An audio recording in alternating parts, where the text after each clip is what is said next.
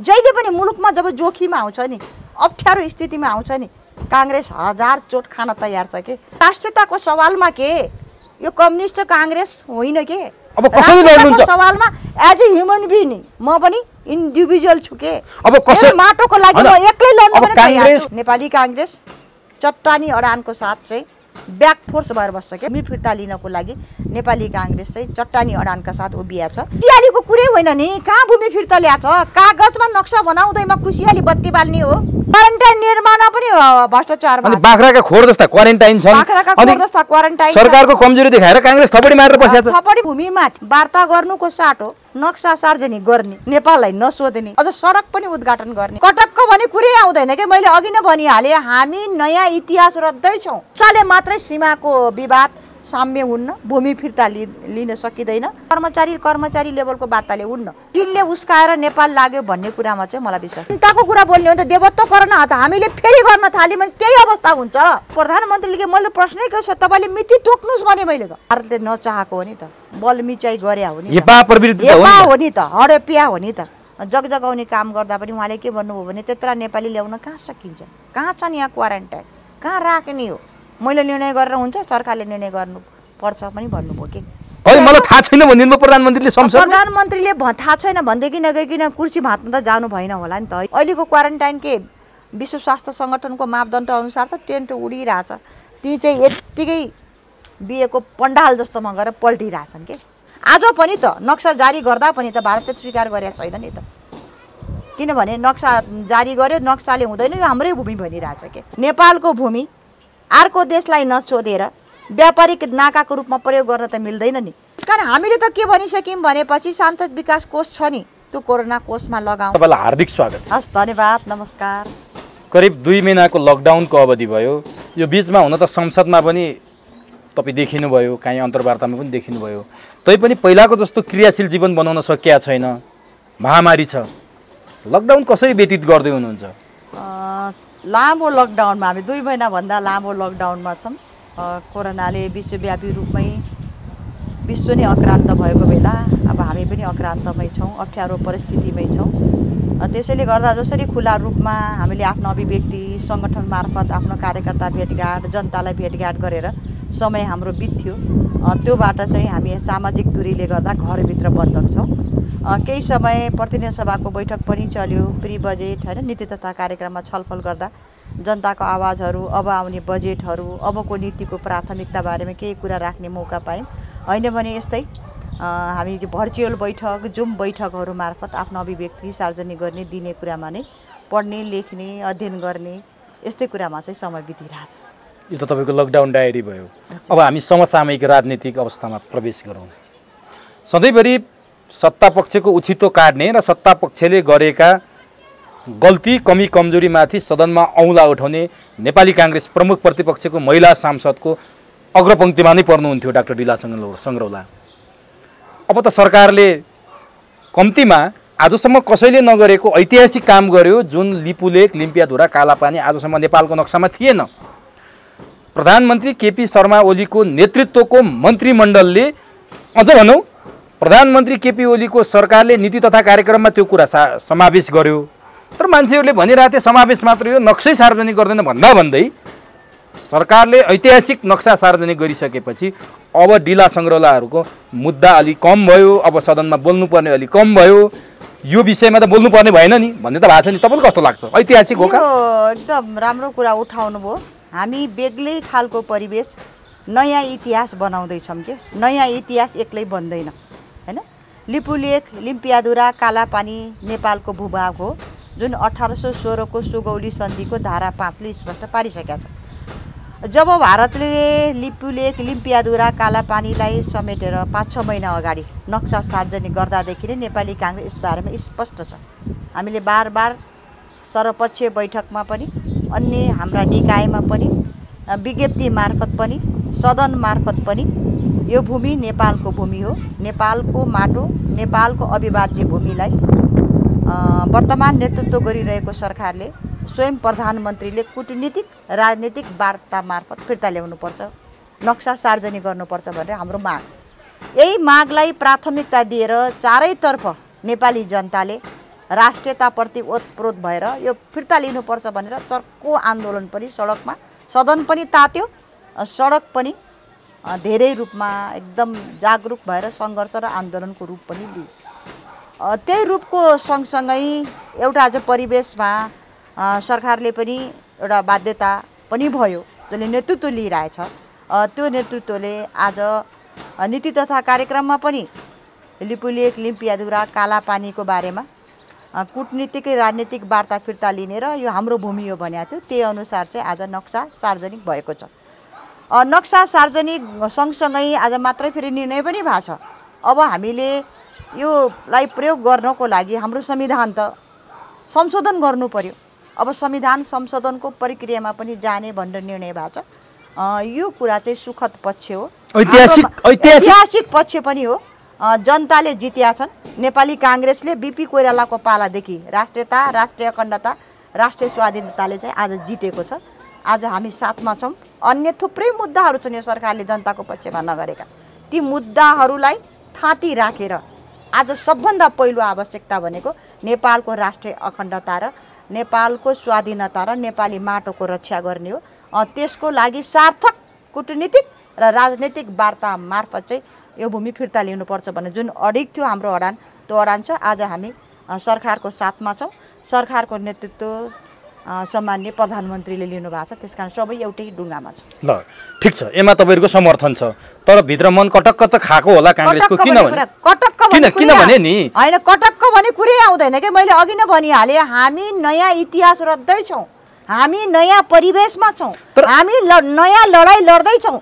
यसको सँगसँगै चुनौती पनि त आएको छ नि, भारतले त स्वीकार गरेको छैन। त्यो विषयमा त्यसकारणले गर्दा के छ भने कसको जित, कसको हार, को राष्ट्रवादी, को अराष्ट्रवादी, कसका मुद्दा ओझेलमा परे, को मुद्दा बिन भयो भन्ने होइन। त्यो तरिकाले भूमि फिर्ता लिन आजसम्म नि डिला सङ्ग्रौलाको पार्टी पनि पटक पटक सरकारमा बस्यो। चाहे त्यो 2015 सालमा बिपी कोइराला ल्याएको 2/3 बहुमत किन नहोस्, 48 सालको गिरिजाप्रसाद कोइरालाले ल्याएको बहुमत किन नहोस्, 56 सालमा गिरिजाप्रसाद कोइराला र कृष्णप्रसाद भट्टराईले ल्याएको बहुमत किन नहोस्। त्यसपछि काङ्ग्रेस पटक पटक सत्तामा छ। सुशील कोइराला पनि सत्तामा आउनुभयो, शेरबहादुर देउवा पटक पटक आउनुभयो। खोइ त यो ऐतिहासिक काम त तपाईँले गर्न सक्नु भएन। तपाईँमाथि आरोप छ क्या? आरोप होइन, यो कुरा के छ भने तपाईँले भनेको कुरालाई चाहिँ म स्वीकार गर्छु के। 1816 को सुगौली सन्धिलाई सम्झौँ। त्यही बेला चाहिँ यो लिम्पियाधुरा नै काली नदीको मुहान, यसमा दुई मत छैन नि, होइन। त्यस पछाडि फेरि पञ्चायतको शासन आयो, होइन, बेग्लै खालको शासन आयो। फेरि चाहिँ भारत र चीन बिचमा चाहिँ एउटा युद्ध भयो। त्यो युद्धमा चाहिँ यो कालापानी, लिपुलेक चाहिँ त्यस बेलाका शासकले भारतलाई प्रयोग गर्न, चीनमाथि युद्ध गर्नलाई प्रयोग गर्न दिए। त्यस बेलाका भने कहिलेको भनेको मतलब तत्कालीन त्यही बेला पञ्चायतकालको, तर प्रमाण त छैन। मैले भने प्रयोग गर्न दिए। त्यसकारणले त्यो युद्ध त्यही बेलादेखि नै के भयो भने चाहिँ भारतीय सेना आएर सिमानामा बसे। मैले भनेको तपाईँले जोड्दैछु, सिमानामा बसे। तर तपाईँले भन्नुभयो धेरै बेला काङ्ग्रेसको सरकार पनि थियो, सीमा विवादका कुरा पनि उठे, कूटनीतिक पहल पनि भए, प्रोटेस्ट नोट पनि जारी भए, होइन। तपाईँले बिपी कोइरालालाई गाँच्नुभयो। बिपी कोइरालाको बेलामा पनि त सगरमाथाको विवाद थियो नि त। जब बिपी कोइराला चाइना जानुभएको थियो त्यस बेला सगरमाथाको विवाद हुँदा बिपी कोइरालाले स्पष्ट रूपमा चाहिँ यो सगरमाथा नेपालको हो भनेर जति पनि प्रमाणहरू थिए 10 प्रमाण पेश गरेपछि चाइना चुप्प लागेको थियो कि, होइन। तेस्रो कुरा फेरि तपाईँले उठाउनुभयो, एउटा कुरा के भयो भने जुन बेला चाहिँ सन् 2015 को कुरा, त्यस बेलामा फेरि भारतका प्रधानमन्त्री मोदी जुन चाइनामा गए, चाइनाका राष्ट्रपति महिम सी जिनपिङले के गरे भने यो लिपु भन्ज्याङ छ नि, व्यापारिक नाकाको रूपमा प्रयोग गर्ने निर्णय गरे के। नेपालको भूमि अर्को देशलाई नछोडेर व्यापारिक नाकाको रूपमा प्रयोग गर्न त मिल्दैन नि। त्यसै बेला सुशील कोइराला प्रधानमन्त्री हुनुहुन्थ्यो यो मुलुकको। त्यस बेला पनि चाहिँ प्रोटेस्ट नोट चाहिँ भारतमा पठाएको छ। सुषमा स्वराज वार्ता गर्न नेपाल आएका छन्, वार्ता टोली पनि गठन भएको छ। त्यो अगाडि जान सकेन। केही प्रयासहरू भए तर पनि चाहिँ यी प्रयासहरू सार्थक हुन सकेनन्।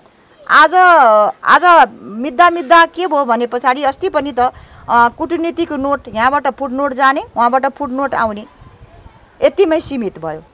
अब यो कोरोनाको कहर पछाडि चाहिँ सार्थक वार्ता हुने भन्दै आज कोरोनाले विश्वव्यापी रूपमा महामारी फैलिरहेको बेलामा नेपाललाई पनि फेरि नसोधेर फेरि लिपुलेक लिम्पियाधुरा देखि यो चाहिँ तिब्बत हुँदै मानस सरोवर जाने सडकको उद्घाटन गर्नु ठिक हो त होइन नि त। त्यसले गर्दा चाहिँ आज एउटा समयले एउटा ठाउँमा उभ्याइदियो कि हामीलाई। तर नि यो कुरा नेपाललाई सोध्दै नसोधेर दार्चुलाको गुन्जी हुँदै लिपुलेक हुँदै बाटो खन्ने जुन वातावरण बनाउने नेता तपाईँहरूकै नेता नेकपाकै नेता पनि म सबै भन्दैछु। ती नेताहरूले भारतसँग जब 2046 सालको परिवर्तनको बेला पनि भारतसँग केही न केही अघोषित सम्झौता गरे, टनकपुर र महाकाली बुझाए। 62-63 को आन्दोलन हुनुभन्दा अगाडि 12 बुँदे सम्झौता गर्दाखेरि अवैध सम्झौता गरे, भारतले केही बुझाए। सत्ताको लिस्नु बनाउनलाई नेपालका राजनीतिक दलहरूले बुझाए भनेर यहाँका कतिपय मान्छेले आरोप लाउँछन् के यी सबै यिनै राजनीतिक दलको कमजोरी र यिनै राजनीतिक दलले सत्ताको लिस्नुको लागि भारतसँग अघोषित सम्झौता गरेका छन् भन्छन्। तपाईँ के भन्नुहुन्छ? यो तपाईँहरूकै कारणले हो रे यस्तो? यो चाहिँ अघोषित सम्झौता भन्दा पनि तपाईँले महाकाली सन्धि टनकपुर सन्धि धेरै कुरा पनि उठाउनु भयो। अहिले आएर सीमा मिच्दा मिच्दै अहिले पनि हेर्नुहुन्छ सुस्ता त्यस्तै अवस्थामा छ। लिपुलेकको कुरा ठाउँ ठाउँमा हाम्रा सीमाका नाकाहरू पनि पिलरहरू सर्दै गएका छन्, मिच्दै मिच्दै आछ नि त होइन। ब्यास नगरपालिका यहाँ पनि त्योभन्दा अगाडि पनि आउन पनि दिइरहेको छैन, मन्दिर निर्माण गर्न पनि दिएन, बाटो बनाइरह्यो। केही कमी कमजोरी हुँदै आयो राजनीतिक दलको नेताहरूको छ भने स्वाभाविकै हो। नेपाल भन्दा बित्तिकै एउटा ठुलो चाहिँ विश्वको अर्थतन्त्र राख्ने भूभाग उत्तरतर्फ चीन छ, दक्षिणतर्फ भारत, त्यसको बिचमा नेपाल होइन। अवश्य नै हो दुईटाको चाहिँ प्रभाव चाहिँ नेपालमा पर्छ नै होइन। त्यसै कारणले गर्दा चाहिँ यो बार बार कुरा उठिने, तपाईँले भने जस्तो कुरा उठिने, कुटनीतिक र राजनीतिक वार्ता गर्न भन्ने, फुटनोट जाने, प्रोटेस्ट नोट जाने, सार्थक रूपमा नलिने अवस्था छ। आज पनि त नक्सा जारी गर्दा पनि त भारतले स्वीकार गरेका छैन नि त, किनभने नक्सा जारी गर्यो, नक्साले हुँदैन, यो हाम्रै भूमि भनिरहेछ के। त्यसैले गर्दा चाहिँ अब चाहिँ हाम्रा जति पनि प्रमाणहरू छन् होइन, 10 प्रमाणहरू जति पनि छन्, त्यो प्रमाणहरूलाई चाहिँ पारदर्शी रूपमा राखेर कुटनीतिक र राजनीतिक वार्ता गर्नुपर्छ। त्यो वार्ता गर्न तयार छु, सरकारले भनिरहेछ होइन। यसमा पक्ष हो। दोस्रो कुरा चाहिँ अब यो सबै कुरामा अब लैजाने हो भने पहिला त संविधानको संशोधन गर्नु पर्यो। त्यो संशोधनमा म आउँछु, त्यो कुरालाई पनि गर्नु पर्यो। मैले अब यहाँनिर जोड्न खोजेको कुरा कहाँनिर भने नि जस्तो यति हुँदै मैले त्यो 2015 सालको विश्वेश्वर प्रसाद कोइरालाको सरकारको कुरा पनि गरेँ। त्यसपछि गिरिजा प्रसाद, शेरबहादुर, कृष्ण प्रसाद भट्टराई सबैका कुरा सुशील कोइरालासम्म जोडियो हो। त्यो सुशील कोइरालाले लिपुलेकको कुरा उठाउँदा उहाँको भारत भ्रमण रोकिएका कुराहरू पनि सार्वजनिक भएका छन्। मैले यहाँनिर भन्न खोजेँ जस्तो मातृका प्रसाद कोइरालाले 2009 सालमा प्रधानमन्त्री हुँदा कोशी सम्झौता गर्नुभयो, भारतले बुझाउनु भयो।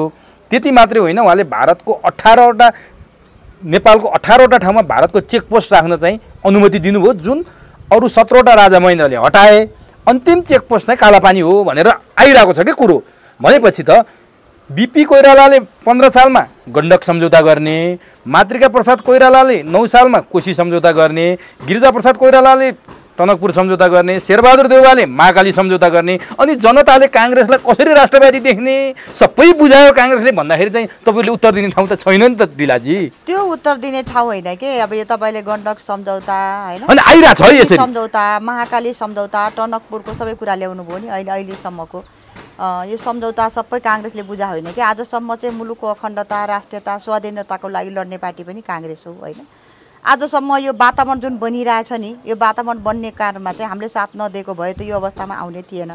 त्यसैले मैले इतिहासमा के भए होइन, इतिहासमा के घटे भन्दा पनि अब इतिहासले चाहिँ इतिहासका तिता मिठा घटनालाई चाहिँ सम्झेर चाहिँ अब वर्तमान बनाउनु पर्ने हो क्या मैले भन्छु। त्यो वर्तमान बनाउनलाई अब को राष्ट्रवादी कसले ल्यायो को गर्न थाल्यौँ भने यो सार्थक हुन्न होइन। यो हाम्रै भूमि भनिकन भारत एकजुट भइसक्यो भने नेपालको चाहिँ सार्वभौम सत्ता र राष्ट्रिय अखण्डतामाथि आँच आउँदा यो भूमि फिर्ता लिनको लागि नेपाली काङ्ग्रेस चाहिँ चट्टानी अडानका साथ उभिया छ। केपी ओलीलाई पुरै साथ दिन्छ, पुरै साथ दिन्छ, यसमा दुई मतै छैन। तर नेपाली काङ्ग्रेसको केन्द्रीय समिति भनौँ, नेपाली काङ्ग्रेसको पदाधिकारी बैठक बसेर काङ्ग्रेसको लेटर हेडमा बकाइदा तपाईँहरूले केपी ओलीको साथमा छ, लिम्पियाधुरा लिपुलेक कालापानी फिर्ता नक्सा त सार्वजनिक भयो, जमिन फिर्ता ल्याउन नेकपासँगै काङ्ग्रेस पनि चट्टानी अडानका साथ छ भनेर विज्ञप्ति निकाल्न केले रोक्यो? नेपाली काङ्ग्रेसले अस्तिको केन्द्र समितिको बैठकमा निर्णय गरेर प्रधानमन्त्रीले बोलाएको सर्वपक्षीय बैठकमा लिखित रूपमा लेटर प्याडमा। तर नक्सा सार्वजनिक भएपछि खुसियाली देखिएन नि त काङ्ग्रेसको। खुसियालीको कुरै होइन नि, कहाँ भूमि फिर्ता ल्याछ? कागजमा नक्सा बनाउँदैमा खुसियाली बत्ती बाल्ने हो। तर एउटा ऐतिहासिक कदम हो नि त। मैले त्यो कुरा होइन, जुन दिन हामी एउटै मोर्चामा उभिया छौँ नि, अहिले एउटै लडाइँमा छौँ नि, यो सत्ता पक्ष मात्र नेपाली जनता नै उभिया छन् के, मुलुकै उभिया छ। त्यो त बाध्यता भयो क्या काङ्ग्रेसले। कुरा होइन, हाम्रो माग सम्बोधन भएको छ, नेपाली जनताले जित्या छन्। त्यसकारणले गर्दा हामीले अहिलेको इस्यु भनेको नक्सा सार्वजनिक गयो, को हिरो भयो, कसले इतिहासमा नाम लेख्दैछ भन्ने कुरामा फेरि गयौँ भने हाम्रो यो नक्सामै सीमित हुन्छ। गएको भूमि हामी फिर्ता लिन सक्दैनौँ। पहिला पनि यस्ता पहल कदमी भएका हुन् होइन। तर चाहिँ आजको दिनमा के छ भने पछाडि नक्सा सार्वजनिक भयो, संविधान पनि हामी संशोधन गरौँला, तर हाम्रा प्रमाणहरू सबै राखेर पहिला त कूटनीतिक राजनीतिक वार्ता गर्नु पर्यो नि त पहिलो त। तर नि यहाँ के देख्यो भने डाक्टर मिनेन्द्र रिजालको भारतीय सञ्चार माध्यमसँगको अन्तर्वार्ता हेर्दा काङ्ग्रेसको एउटा नेताको भनाइ सार्वजनिक भयो, त्यसले काङ्ग्रेसहरूमा एक प्रकारको रक्त सञ्चार पनि प्रभाव भएको छ। चाहे त्यो मनिषा कोइरालाले बोलेको कुरालाई पनि बिपीको रगत हो भनेर पनि भनिराखेको छ। यसले त तपाईँहरूलाई खुसी लागेको होला, तर शेरबहादुर देउवाको मुखबाट पनि त्यही आवाज खोजिरहेछ क्या जनताले। भन्नु भएन काङ्ग्रेसमा त नक्सा सार्वजनिक शेरबहादुर देउपाले त बोलिसक्नुभयो त, संसदमा बोलेको सुन्नु भएन नि? त्यो त नक्सा सार्वजनिक भएपछि कहाँ बोल्नु भयो र? नक्सा सार्वजनिक भए पछाडिको कुरा त प्रोसेसमै छौँ, संविधान संशोधनमा पक्षमा छौँ। अहिले त सदनमा त बन्द छ नि, सदनमा नीति तथा कार्यक्रममा बधाई दिइसक्नुभयो। अब हामी साथमा छौँ, नक्सा सार्वजनिक गरेर मात्र हुन्न, भूमि फिर्ता लिँदैछौँ हामी साथमा लिनुपर्छ भनिसक्नु। तर नि दिलाजी के भन्छ मान्छे, त्यसले गर्दा के भन्ने कुरा होइन, मान्छेले कसरी नेताले बाटोमा बोल्दै हिँड्ने होइन नि, नेताले लिखित रूपमा दिनुभएको छ, सदनमा बोल्नु भएको छ, पार्टीको निर्णय छ, हामी सबै साथमा। तर नि त्यो कुरा हो नि। एमसीसी को कुरामा शेरबहादुर देउवा 4 हात उफ्रेर बोल्नुहुन्छ, त्यो अनावश्यक। आजभोलि एमसीसी होइन कोभिड-19 बाट ग्रस्त छन्, एमसीसी पास भनेर रटान गर्नुहुन्छ, उहाँमाथि आरोप छ। तर नक्साको बारेमा त बोल्दिने एउटा प्रेस नोट निकाले भइगयो नि त। प्रेस नोट निकाल्ने त हामीले नक्सा सार्वजनिक हुनुपर्छ, हाम्रो मागै सम्झौता भएको छ भने हामीले के प्रेस नोट भनेपछि तपाईँले चित्त बुझिसक्यो सरकारको। अब नि केपी ओलीलाई ऐतिहासिक प्रधानमन्त्री र साहसी प्रधानमन्त्री, अहिलेसम्म कसैले नगरेको प्रधानमन्त्रीको ट्याग दिन तपाईँहरू तयार हुनुहुन्छ कि हुनुहुन्न? यो ट्याग दिने कुरा तपाईँले बहसमा ल्याउनु भयो भने भूमि फिर्ता हुन्न। किनभने यो मैले भनिहालेँ, राष्ट्रियता, राष्ट्रिय अखण्डता र स्वाधीनताको लागि नेपाली काङ्ग्रेस अग्रपङ्क्तिमा यसको त्यसकारणले गर्दा कोले अब ऐतिहासिक प्रधानमन्त्री, म राष्ट्रवादी, अस्ति भर्खरै त्यो पार्टीकै हेर्नुभयो होला वामदेव गौतमले के भने कसैलाई चाहिँ देवत्वकरण नगर, म तपाईँ पनि देवत्वकरण गर्न खोजिरहनु भएको छ कि अहिले? मैले होइन, यो जनताको कुरा बोल्दैछु। जनताको कुरा बोल्ने हो नि त। देवत्वकरण हामीले फेरि गर्न थाल्यौँ भने त्यही अवस्था हुन्छ। देवत्वकरण गर्दै गर्दै त यहाँ अवस्थामा हामीले त कमजोरी भएर। तर एउटा आश्चर्य छ नि त दिलाजी, त्यसकारणले गर्दा त्यो देवत्वकरण छोडिदिउँ।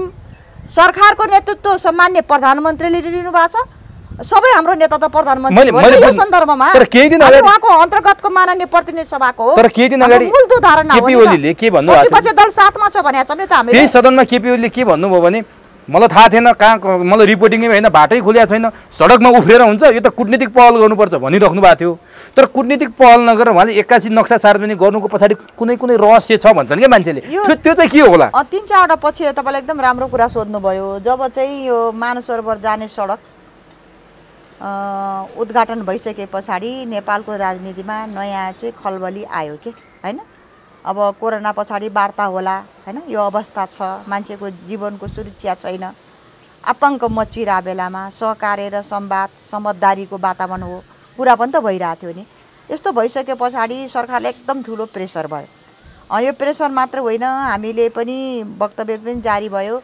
विभिन्न समिति, म राज्य व्यवस्था समिति, अन्तर्राष्ट्रिय समितिको जुवारी तपाईँ हेरिहाल्नुभयो, सबैलाई ल्याएर तपाईँहरूले त्यो कुनै हालतमा पहिला त सरकारले भन्यो यो सडक बनेको बेखबर छु भन्नुभयो परराष्ट्र मन्त्रीज्यूले, प्रधानमन्त्रीले पहिला त परराष्ट्र मन्त्रीले भन्नुभयो। परराष्ट्र मन्त्रीले भनिसके पछाडि अब विभिन्न समितिमा पनि ठुलो उहाँहरूसँग झगडै पर्यो। तपाईँले देख्नुभयो भीमरावलदेखि लिएर हामी सबैजना मन्त्री राज्य व्यवस्थाको सभापतिसँगै चाहिँ त्यहाँ दोहोरी जुवारी राज्य व्यवस्थामै थियौँ होइन, त्यही समितिको सदस्यको नाताले।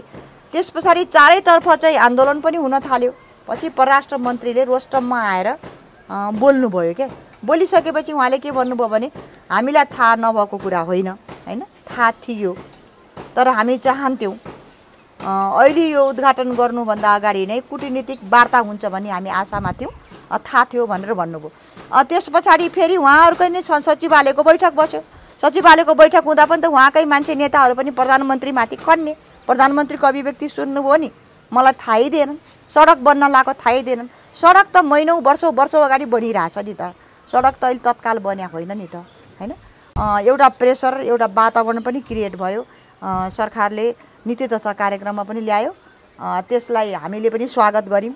त्यो कार्यको लागि अझ दबाब दियौँ हामीले। चर्को तपाईँ देख्नु होला नीति तथा कार्यक्रममा राष्ट्रियताको चर्को कुरा उठ्यो। सरकारले चाहिँ ल्याएको छ यो फिर्ता लिनुपर्छ भनेर दबाब भयो, एउटा जनमत बन्यो।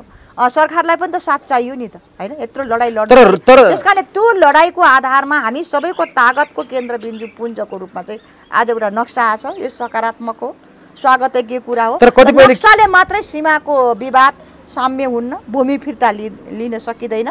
त्यस कारणले दसी प्रमाणहरू लिएर चाहिँ अब हामीले भने जस्तो यो वार्ता पनि के अब कर्मचारी लेभलको वार्ताले हुन्न कि वार्ता पहिलो प्रारम्भ परराष्ट्र मन्त्री लेभलको वार्ता गर्नु पर्यो, होइन। त्यो पनि सार्थक भएन भने प्रधानमन्त्री त्यो वार्ता हुनु पर्यो। तर नि भएन भने लास्ट त छँदैछ।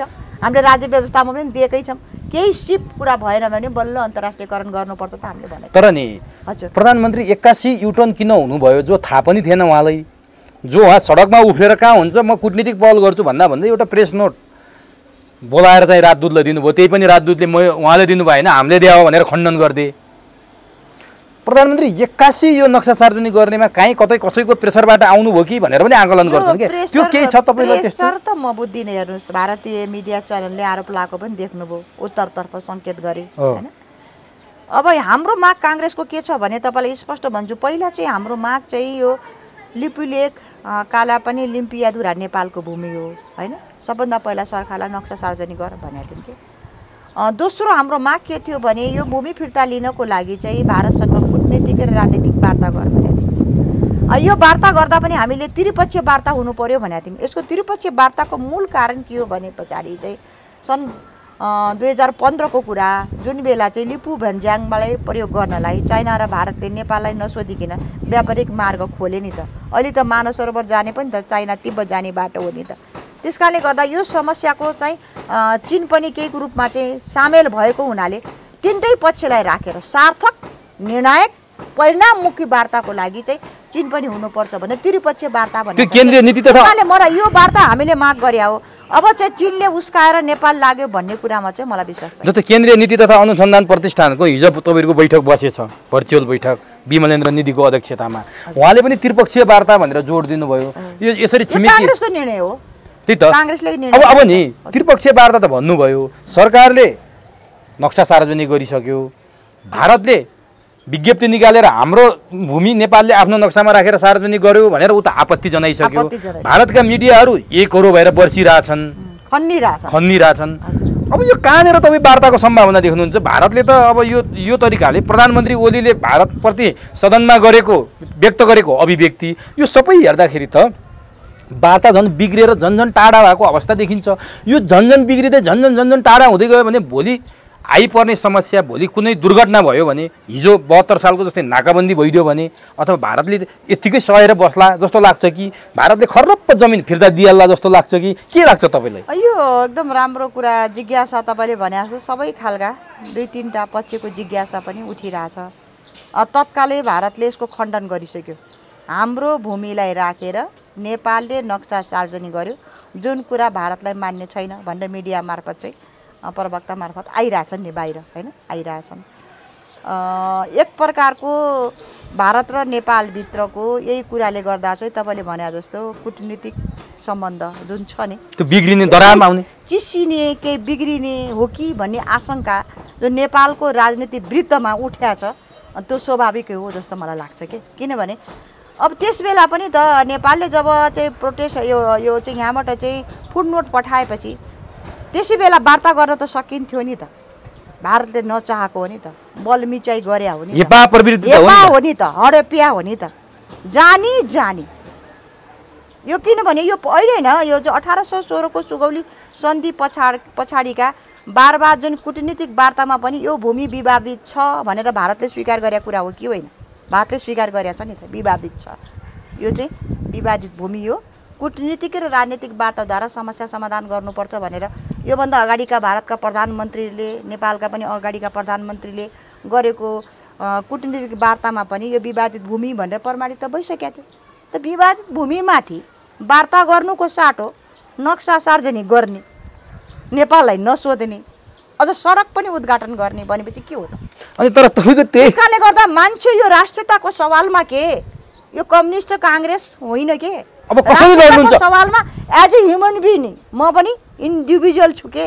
अब कसरी माटोको लागि म एक्लै लड्नु पनि काङ्ग्रेस त्यो खालको अवस्था आइसकेपछि यसको लिडरसिप कसले लियो भने सरकारले स्वाभाविकै लिनुपर्छ। अब काङ्ग्रेस र कम्युनिस्ट एउटै मोर्चामा छन् सीमाको विषयमा, एउटै अरू कुरामा विमत। नेपाली जनता नै एउटा मोर्चामा उभिएका छन्। अब तर त्यही संसदभित्र भारतले नसोधेर नक्सा बनाउन हुन्न भन्ने सांसद पनि हुनुहुन्छ, उहाँ नेपाली होइन र अनि कसरी भन्नुहुन्छ सबै नेपाली? त्यसकारणले गर्दा चाहिँ के छ भने पछाडि तपाईँले देखिहाल्नुभयो होइन, त्यो आवाज पनि संसदभित्र सुनिसक्नुभयो, यसलाई नकार्न पनि सकिन्न होइन। यो दुइटै आवाजलाई चाहिँ मध्यनजर राखेर त्यस कारणले खम्बा पिलर भएर के जहिले पनि मुलुकमा जब जोखिम आउँछ नि, अप्ठ्यारो स्थितिमा आउँछ नि, काङ्ग्रेस हजार चोट खान तयार छ के। तर पिलर बनेर नउभिएको भए आज ठुल्ठुला परिवर्तन हुने थिएन नि त। जङ्गलमा बसेको माओवादी होइन, यो सबै शक्तिलाई ल्याएर त आज हामी सङ्घीय गणतन्त्रको जगमा उभिया छौँ नि त होइन। त्यस कारण मैले के भने भने तपाईँले भनेको सङ्केत मैले बुझेको छु, त्योभित्र पनि त्यो खालको सोच राख्ने छन् होइन। तर त्यो खालको सोच राख्नेलाई पनि राष्ट्रवादी शक्ति आफ्नो भूमि फिर्ता ल्याउन पर्छ भन्ने जुन राष्ट्रियताको ओतपोरको शक्तिले एउटै मोर्चामा, दुईटा ठुला ठुला तराजु एउटै मोर्चामा र नेपाली जनता उभिसकेपछि उनको सोच पनि त परिवर्तन हुन्छ नि त। भोट लिने त यही नेपाली जनता हो नि त, राजनीति गर्ने पनि त यही नेपाली भूमि हो नि त। त्यस कारणले यसलाई पनि म सकारात्मक रूपमा लिन्छु। अहिले जुन पोखिया छन् तत्काल त्यो पोखिएका भावना पनि नेपालको भूमि फिर्ता लिनुपर्छ भन्ने भावनामा चाहिँ हामीले परिवर्तन गर्न सक्नुपर्छ, रोल खेल्नुपर्छ। अब तर नि कति भूमिका आयो के, भूमिका देखाउने बेला आयो नि। तर नि कतिपयले के भन्छन् भने प्रधानमन्त्री केपी शर्मा ओली यो जुन कोभिड-19 को लकडाउनभित्र बसेर अध्यादेश ल्याउनु भयो, भलै त्यो फिर्ता गर्नुभयो, विवादित हुनुहुन्थ्यो, पार्टीभित्रै आलोचित हुनुहुन्थ्यो। त्यही बिचमा ओम्नीले चाहिने औषधि स्वास्थ्य सामग्री चीनबाट खरिद गर्ने प्रकरणमा अरबौँ घोटाला गर्यो भनेर त्यसको चाहिने त्यो सन्धि औषधि ल्याउने सम्झौता रद्द भयो। यी विषय प्रधानमन्त्रीमाथि प्रश्न उठ्नेवाला छ संसदमा भन्ने बुझेर प्रधानमन्त्रीले यो कार्ड फाल्नुभयो। काङ्ग्रेस पनि नतमस्तक, आफ्नो विरोध गर्ने पार्टीभित्रैका विरोधीहरू पनि नतमस्तक। ओलीले केही पनि गर्नुहुनेवाला छैन, यो त एउटा कार्ड फाल्नु भएको संसदमा आफूमाथि वर्षिन्छ आरोप भनेर भन्छन्। यो हो कि होइन? यो कार्ड चाहिँ होइन। हेर्नुहोस् के छ भनेपछि ती मुद्दा जीवन्त छन्। आज नेपाली जनताले चिन्नन् नि त होइन। नेपाली जनता चाहिँ आज पनि अग्रपङ्क्तिमा काम नगर्ने स्वास्थ्यकर्मी पिपिआई नभइकन जोखिम उठाएर जानुपर्ने, आज पनि पिसिआर टेस्टको किट छैन, अहिले पनि अभावै छ भनिरहेछ होइन। आजसम्म जम्मा 33-34 हजारको मात्र पिसिआर टेस्ट। अस्ति भर्खर एउटा न्युज पनि आयो, नेपाली जनताले चाहिँ 15,000 पिपिआर किट चाहिँ आफै किनेर पनि गर्नुपर्ने भने कपिल वस्तुमा पनि आयो। नेपाली जनतालाई बिहान बेलुका खाने छैन, रोजीरोटीको सवाल छ। यस्तो स्थितिमा पनि ओम्नी समूह जोसँग चाहिँ हेल्थ सम्बन्धी काम गरेको अनुभवै छैन, त्यसलाई दिएर भ्रष्टाचार गरेको कुरा चाहिँ नेपाली जनताले दुःखको बेलामा चाहिँ बिर्सिन्नन् के। त्यो मुद्दा छ, त्यो मुद्दा हामीले उठाइरहेछौँ। यतिबेला त संसदमा त्यो त एकदम तीव्र रूपमा उठ्नुपर्छ। तीव्र रूपमा उठेको छ, तीव्र रूपमा। खै मलाई थाहा छैन भनिदिनु प्रधानमन्त्रीले संसद। प्रधानमन्त्रीले थाहा छैन भनेदेखि नगइकन कुर्सी भाँच्न त जानु भएन होला नि त। यो मुद्दा चाहिँ नेपालको इतिहासमा नेपाली जनताले मूल्याङ्कन गर्छ तपाईँले भने। कहिले गर्ने? त्यसकारणले गर्दा भ्रष्टाचारको मुद्दा जीवन्त छ। नेपाली जनताले अहिले पनि चाहिँ अब व्हाइट बडीको पनि त्यस्तै भयो। मजदुरहरू छन् जसले चाहिँ बिहान के खा बेलुका के खा भन्ने छन्, तिनलाई धेरै मुलुकले त राहत प्याकेज घोषणा गर्यो नि त होइन। लकडाउन चाहिँ थपिँदै जाने, तिनको चाहिँ मुख जो गर्नको लागि चाहिँ राहतको घोषणा नगर्दा त भोकै छ। अनि यस्तो अवस्थामा प्रतिपक्षले ताली थपडी मारेर बस्ने हो कि सहयोग गर्ने हो सरकारलाई? त्यसले गर्दा यो नेपालको राजनीतिभित्र हामीले अझ विश्लेषण र बुझ्न सकिरहेछौँ के। राष्ट्रियताको सवाल जब मुलुकको भूमि र अखण्डता र स्वाधीनतामाथि आक्रमण हुन्छ, नेपाली काङ्ग्रेस चट्टानी अडानको साथ चाहिँ ब्याक फोर्स भएर बस्छ के। यो त मैले बुझेँ के। जस्तो त्यसकारणले जब चाहिँ यो भएका घटनाहरू घटिरहेछन् नि त हैन, तपाईँले अघि नै भन्नुभयो भ्रष्टाचारको कुरा छ, सुशासन नदिएको कुरा छ, जनताले विकास नपाएको कुरा छ, यही राहत वितरणमा करोडौं अनियमित भयो। राहत वितरण रे क्वारेन्टाइन निर्माणमा पनि भ्रष्टाचार भयो। अनि बाख्राका खोर जस्ता क्वारेन्टाइन छन्, बाख्राका खोर जस्ता क्वारेन्टाइन सरकारको कमजोरी देखाएर कांग्रेस थपडी मारेर बसेको छ। थपडी माग्ने कुरा हो रे, यो सबै कुरा हामीले उठाछौँ। यो कुरा चाहिँ अहिले पनि उठ्छन्, कहाँ उठाउने, उठिराखेका छन्। अस्ति पनि उठे, अहिले सदन बन्द छ, 13 गतेदेखि खुल्छ, फेरि यो कुरा उठ्छन्। जनताको सवाल हामी उठाउँछौँ। चाहिँ गुमेको भूमि जुन भारतले सीमा गरिकन चाहिँ जुन सडक उद्घाटन गर्यो, त्यो भूमि फिर्ता लिनलाई चाहिँ हामी अनि यो प्रधानमन्त्रीको नेतृत्वमा जुन भइरहेछ त्यसलाई हामी साथ। अनि आज मन्त्री परिषदको बैठकले संविधान संशोधनको प्रस्ताव चाहिँ संसदमा लैजाने भन्ने निर्णय गर्यो। त्यो संविधान संशोधनको प्रस्ताव चाहिँ निशाना छापमा पहिलाको नक्सा छ, अब लिपुलेख लिम्पियाधुरा र कालापानी थपेको नक्सा निशाना छापमा राख्नलाई संविधान संशोधन गर्ने तयारी गरेको छ। यसमा तपाईँहरूको पूर्ण साथ हुन्छ कि कतिपयले कांग्रेसले साथ दिन्न क्या हो भनेर पनि आशंका के भन्नुहुन्छ उनीहरूले? यो आशंकाको कुरा संविधान संशोधनमा पूर्ण साथ छ। अब संविधान संशोधन गर्नुपर्ने अवस्था आइसक्यो, निशान छापै परिवर्तन गर्नु पर्यो नि त। त्यसकारणले गर्दा नेपाली कांग्रेस त पछाडि हट्ने कुरै आउँदैन, जे सहयोग गर्छ यो उचित गरेको छ सरकारले। अब तपाईँ नेपाली कांग्रेसको श्रम छाया मन्त्री पनि हो। यति बेला त्यो श्रम मन्त्रालयसँग अन्तर्गत भएका मान्छे, त्यो मन्त्रालयसँग रिलेटेड कुराहरू, श्रमका लागि विदेशमा बसेका युवाहरू अलपत्र छन्। कति खान पाएका छैनन्, कति नेपाल जान पाऊँ, बरु आफ्नै पैसा तिरेर जान्छौँ, हामीलाई यहाँ साह्रै दुःख भयो, हामीले पठाएको रेमिट्यान्सले तिमीहरूले देश चलाउँछौ। जिडिपीको 28% त रेमिट्यान्स आउँदो रहेछ, रेमिट्यान्सले धाने रहेछ हाम्रो मुलुक। अनि यस्तो बेला हुन त तपाईँ नेपाल सरकारको श्रम मन्त्री त होइन, तै पनि छाया भएपछि झकझगाउने काम त तपाईँको हुन्छ नि त। के गर्नुभएको छ, के पहल गर्नुभएको छ, प्रमुख प्रतिपक्षले के गर्यो र तपाईँ छाया श्रम मन्त्रीले चाहिँ के गर्नुभयो? यो एकदम राम्रो कुरा सोध्नुभयो। यो चाहिँ अहिले त सदन खुल्यो, सदन नखुल्दै नै जब नेपाली जनताको क्रन्दन र रोदन, करिब 40 लाखभन्दा बेसी नेपाली चाहिँ विदेशमा छन् के। खाडी मुलुकमा मात्रै, खाडी मुलुक मलेसिया अरब यिनीहरू कन्ट्री छन्, यिनीहरूमा मात्रै 80% नेपाली छन्। ती नेपालीले पठाएको रेमिट्यान्सले मुलुकको अर्थतन्त्रमा महत्त्वपूर्ण योगदान दियो, त्यही आधारमा मुलुक चल्यो। आज उनी बिचलीमा छन्, कामदारले पनि के भनिसके, तिमी फर्केर जाऊ। कामबाट पनि हटिसके र फर्केर जाऊ पनि भनिसके। अझ तपाईँ मलेसिया कुवेतलाई हेर्नुहुन्छ र 2वटा राष्ट्रलाई हेर्नुहुन्छ भने हामी चाहिँ आफै प्लेन चार्टर गरेर पठाइदिन्छौँ, लैजा फिर्ता भनिसक्यो कि। यो सबै र अवस्थामा र भारतको सिमाना नाकामा जुन नेपाली आएर अहिले पनि झडप भइरहेछ, बसिरहेछन्, यो सबै अवस्थालाई हेरेर अहिलेको श्रम मन्त्रीलाई मैले चाहिँ 15-20 बुँदे ज्ञापन पत्र, ध्यानाकर्षण पत्र जारी गरेँ। त्यसै बेला अहिले होइन, सदन नलाग्दै बार उहाँसँग मैले वार्ता पनि गरेँ, ज्ञापन पत्र पनि देखाएँ। समस्याहरू यो मुलुकबाट आइरहेछ, डेली मैले समस्या सुनि पनि रहेको छु होइन। जगजगाउने काम गर्दा पनि उहाँले के भन्नुभयो भने त्यत्रा नेपाली ल्याउन कहाँ सकिन्छ, कहाँ छन् यहाँ क्वारेन्टाइन, कहाँ राख्ने हो, मैले निर्णय गरेर हुन्छ, सरकारले निर्णय गर्नुपर्छ पनि भन्नुभयो कि। अब सदन खुलेपछि पहिलो नेपाली कांग्रेसले पनि त्यस बेला पनि बार बैठकद्वारा पनि राहतको विषयमा, सिमानामा बसेको नेपाली आउनुपर्छ, विदेशमा रहेका नेपालीलाई ल्याउनुपर्छ, तिनलाई विश्व स्वास्थ्य सङ्गठनको मापदण्ड अनुसार क्वारेन्टाइन र स्वास्थ्यको व्यवस्था गरिकन चाहिँ भित्राउनुपर्छ। आफ्नो भूमि उनले किन आउन नपाउने भन्ने कुरा राखे। हामीले पनि सदनमा अस्ति राखिसक्यौँ। तर प्रधानमन्त्रीले त कस्तो जवाब दिनुभयो? प्रधानमन्त्रीले के, मैले प्रश्नै के, तपाईँले मिति तोक्नुहोस् भने मैले त मिति किटान गर्नुहोस् प्रधानमन्त्री। होइन, उहाँले त अमेरिकाले 100 जना लैजान्छ, जापानले 100 जना लैजान्छ, त्यस्तो होइन नि। हाम्रो त कति छन्, कति छन् भनाइ के हो भने त्यो होइन। हामीले 40 लाख नेपालीलाई एकैचोटि नेपाल भित्रौ भने होइन के, जसलाई अप्ठ्यारोमा छन् खाडी मुलुकमा अहिले। सजिलोमा त को छ र दिला जी? के भयो भने भिसा पनि सिद्धिहाल्यो, रोजगारी पनि गइसक्यो, काम पनि छैन। अब भोकले मर्न त दिनु भएन नि त नेपालीलाई।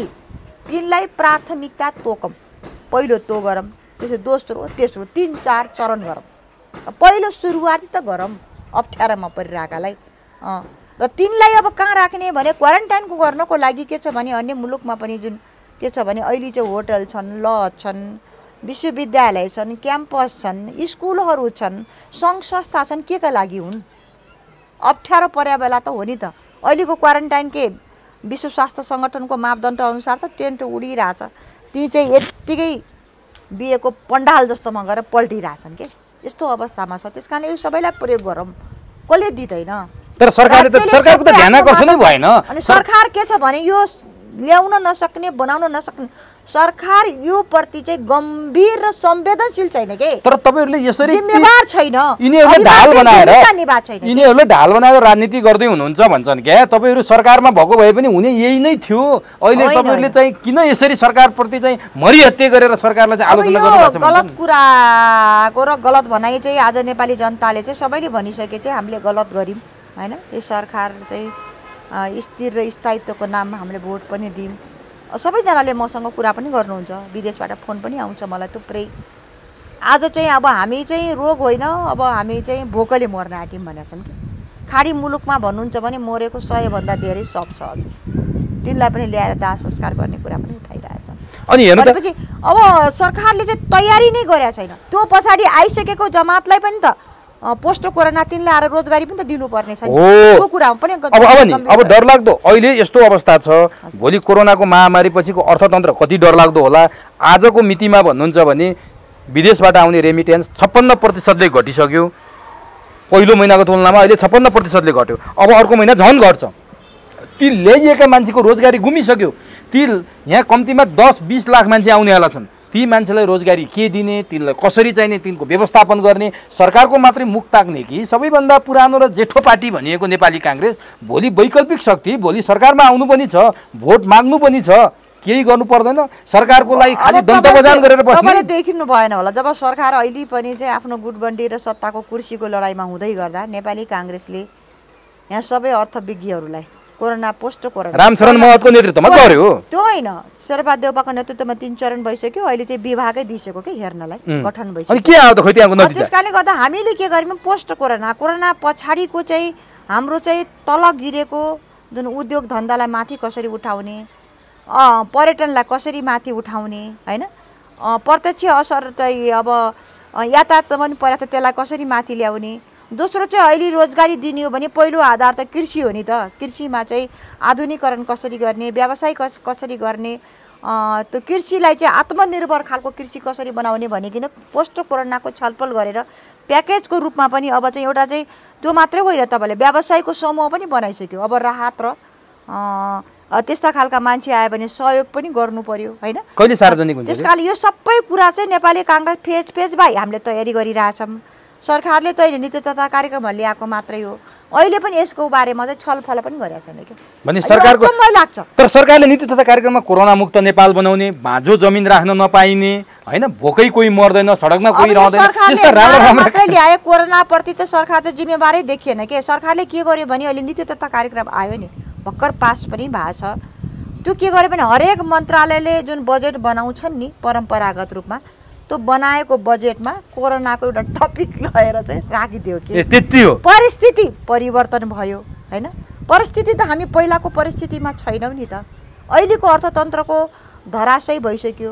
अहिलेको बजेट त आकार त सानो हुनु पर्यो नि। साधारण खर्च, फजुल खर्च घटाउनु पर्यो, मितव्ययता कायम गर्नु। राष्ट्रपति, प्रधानमन्त्री, तपाईँ सांसदहरुको तलब घटाउनु पर्थ्यो नि। खोइ त अब त्यसकारण हामीले त के भनिसक्यौं भनेपछि सांसद विकास कोष छ नि, त्यो कोरोना कोषमा लगाऊ। त्यो त तयारी हुँदैछ भन्ने कुरा त्यसकारणले गर्दा हैन, अर्थमन्त्रीले कुनै हालतमा हुन्न सकिन्न भनेर चाहिँ जवाबै दिइसक्नुभयो। हामीले त त्यसबेला पनि भनिसक्यौं। अहिले आफ्नो सांसद कम छन् भनेर होला नि त। मन्त्रालयको संख्या पनि घटाऊ भनिसक्यौं हामीले। नचाहिने यस बेला पनि तपाईले भूमि सम्बन्धी आयोग सरकारले गठन गर्यो आफ्ना कार्यकर्ता भर्ती गर्नको लागि।